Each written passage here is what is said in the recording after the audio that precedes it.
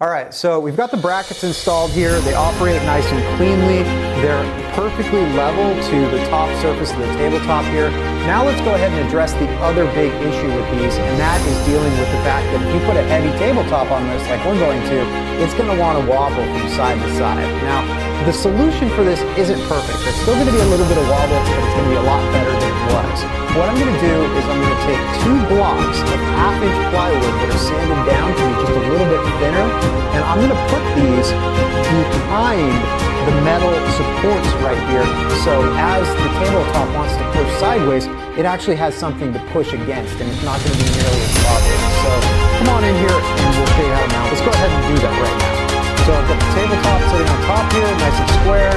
Now I'm going to go ahead and reach in, and I'm just going to mark all the way around the flange for this bracket right here. So now you can go ahead and slide your tabletop off and raise the brackets up, put the tabletop back on, line everything up on the marks that you just made, and then you can get underneath here and really carefully pilot and put a couple of small panhead screws in.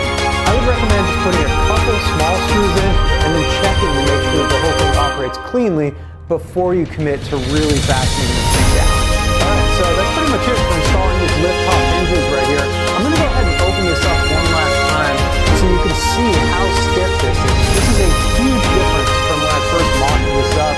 Those brackets were just wobbling all over the place. So these little wooden blocks that we added here are a huge improvement. Now, the only real downside of installing this kind of a hinge is that this tabletop slopes a little bit downward. So if you need something that you can put a marble in the middle of and it's not going to move, you're going to have to go to the much more expensive style of hinge. Now, the other thing is that when you lift this up and down, you do have to lift from both sides at the same time, because if you just try to lift from one side like that,